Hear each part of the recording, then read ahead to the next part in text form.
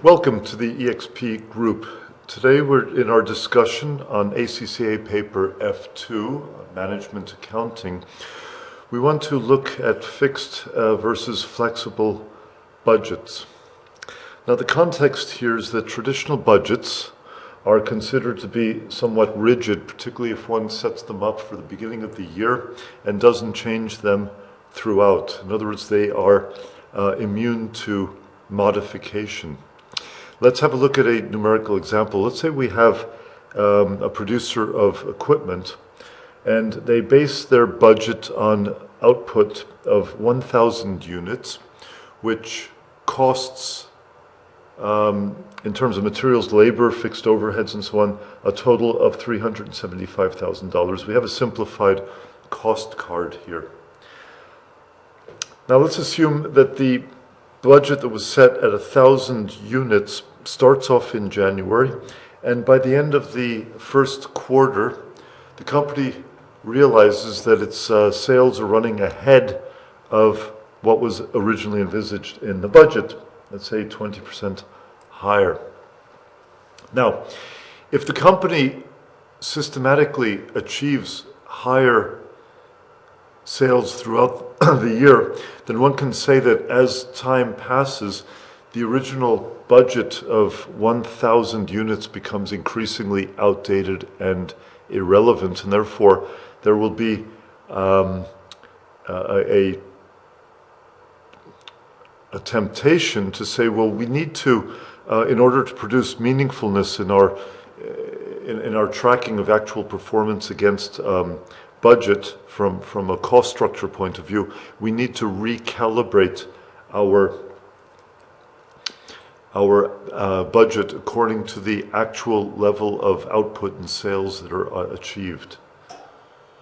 This would be in order to look back over a given period and to understand how one has actually performed. We're talking about flexing the budget. It's a kind of recalibration exercise. Let's do that right now. Let's say that at an output of 1,200 units, our costs will be 90,000 for materials, 225,000 for labor, and the fixed overheads will be $100,000.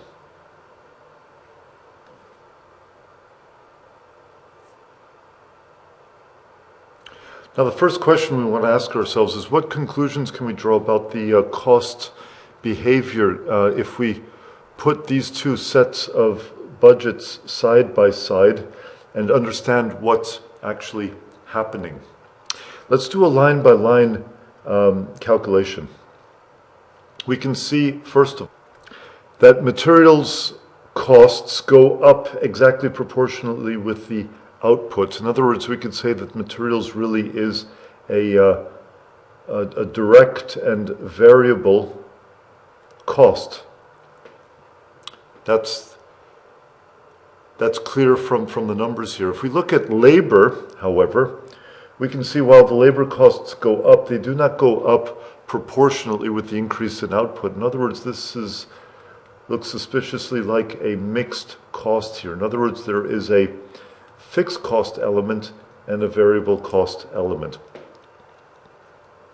If we use the high-low method, which you will recall from earlier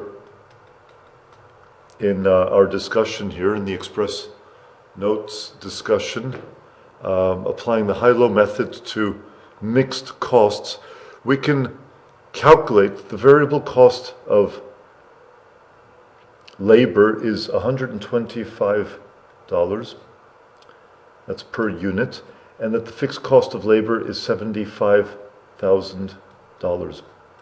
One can plug those numbers in to verify that this is indeed the case.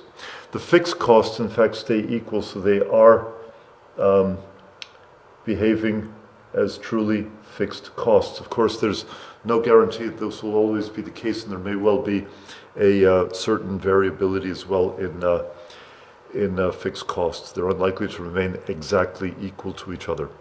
But nevertheless, we have broken down our cost structures now and understood basically how the costs for materials, labor, and fixed costs evolve based on levels of output.